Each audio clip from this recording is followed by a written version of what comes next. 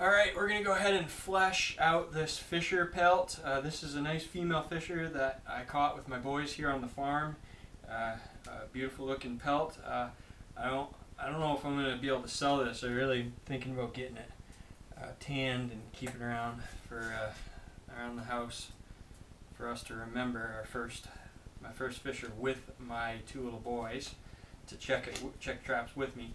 But I'm putting this on a fleshing beam. If you do marten, you do like use it on, you'll flesh on like a mink board or something, or marten board, and you use like a butter knife. I hardly have to do any work with marten. Fisher are a little different. They require a little bit more fleshing. Some are fatter than others. This one has very little fat, as you can see. You just need to look out for fat in a few areas, and I'm using a fleshing knife, a Necker 600, very good knife, and you don't have to push very hard. And you got to be really gentle with these fisher because the pelt is rippable, and if you have like a cheap fleshing knife, you're going to have to push harder, and it's not as precise, and you are going to rip the pelt. So you can even rip it with this, but I just try to be nice and gentle. I just break it up into 3 sections. The first is the top between the nose and the arms. There's usually not much. You can just see a little bit of fat here that I'm going to take off. Try not to cause any rips or tears. And we get that down on the arm. I'm just going to spin this a little bit. We get just a little bit more right here. Okay. And that's pretty much it for that. If you get it on the stretching board and you have a few things, additional pieces of flesh or fat that you have to get off, that's fine. You can do it there pretty easily. So then I'm moving up to the arms, and I just put an arm on the nose of the fleshing beam. And you're always going to have a little bit of this meat underneath the arms as you're pulling them off when you skin. And then there's usually a little bit of fat associated with that. And here's a little layer of fat here. Get that off nice and gentle. This is not speed fleshing. Like if you were doing a bunch of coons or beavers, if you're doing 100 beaver, you can't be this slow. You got to be really working through them. And beavers are very tough skinned, and you can push real hard and have a pretty sharp blade. But we can only keep 10 fisher a year here, so per trapper per season. So I really don't want to screw one of these up, because it's not like I can go out and just get another one. So I go down, get that fat off, and there is just a little layer of meat here. That's okay. That stays. That's just fine. So that's that side, that arm, and I put the other arm in. We're going to do the same thing on this arm. Notice we got just a little bit of meat and fat right there. I'm going to push off. And then rotate this a little bit. Get that fat and the meat that's underneath this arm. Nice gentle strokes.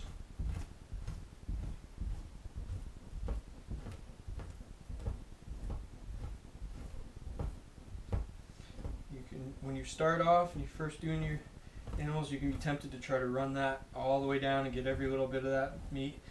All you're going to do is probably rip a hole in the pelt. So that dries off, and that's not a problem at all. It actually adds a little bit of strength to the pelt. So that's the second third around the arms, and the last third I do just the bottom part of the body all the way to the end. So you're going to have the meat when you made your opening cuts on skinning.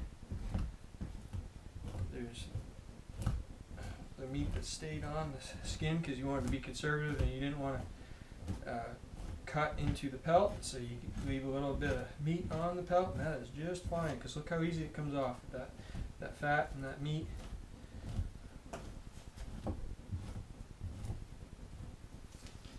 I guess you can't see how easy that comes off because I gotta put the camera down a little more. How's that? Is that better? Alright, there we go. And I did put a little bit of a rip there when I skinned it, but I'm gonna take care of that. Probably just sew that up real quick.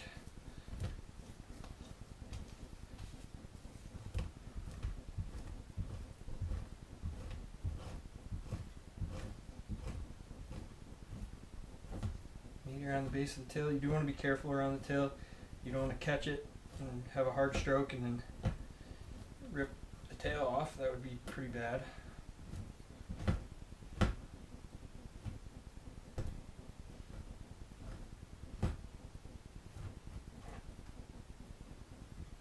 I get a spot like this where I'm worried about kind of interference with hitting the tail too hard. You know, just grab this little piece and I got my sharp knife and boom, get that off. So that side's done. The thing about flushing is knowing when you're doing too much and when you're doing not doing enough. So this is the saddle. There's some fat on here.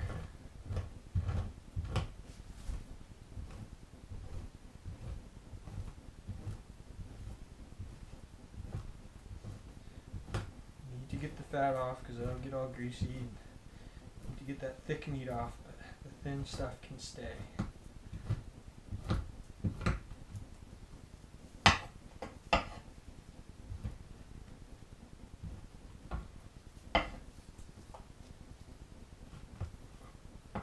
Sometimes I push down, and if that doesn't work, I will make a little side-to-side motion with this necker and this inside, the concave side of the blade is actually the dull part of it. So it doesn't, you can push side to side and it won't cut. You can actually make that sharp, but I don't. This side is going to be the sharp side, and I only use that for beaver. And I only use it when I do really, really tough parts of beaver. So this is pretty clean. I'm going to grab a few more pieces of this fat, but that's pretty gosh darn good.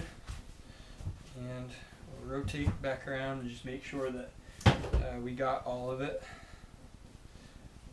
Yeah.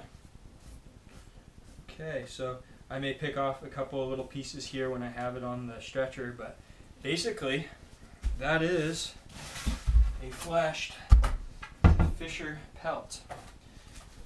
Pretty easy stuff. So there you have it. Not too bad. Now, maybe since we're here, I'll show you how to put it on the board, right? I have a female Fisher board here. I picked up a couple of these from Wildlife Control Supplies, and she's a pretty big female, so she's going to take up quite a bit of this board.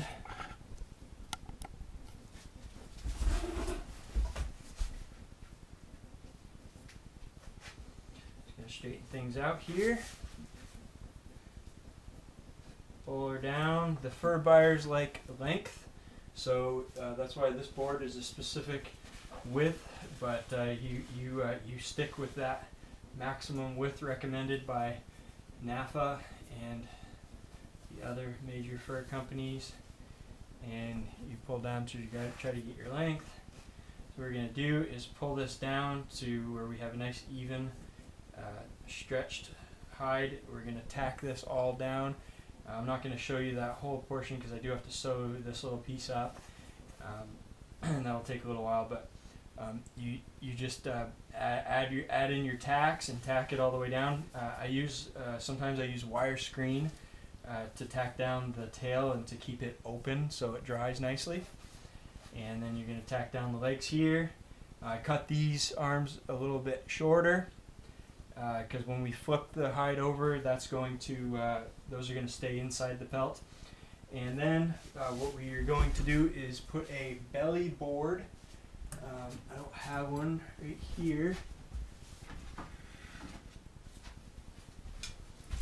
This is actually a little bigger than what I'm going to use, but this is just an example. The board slides This belly board slides up on the inside of the pelt after you tack things down, or you can do it before you tack things down. And this is going to keep the pelt stretched out a little bit larger than the size of the board it's on, because if it shrinks down, it will shrink down when it starts to dry. And if you don't have a spacer that's spaced out with the belly board, that is going to be so tight to the board that you're not going to be able to get it off. These guys, you're going to dry them like this, fur in, for about, it all depends on your temperature and humidity, but usually a couple hours until they can still be turned and without ripping them, but you don't want them too wet either. And you're going to turn this pelt, and for the final drying, this is going to be dried fur out. So without going through the whole process here, and look how beautiful and thick that fur is. Without going through the whole process, you know, that's kind of the way it's going to look on the board, stretched all the way down. Really nice hide.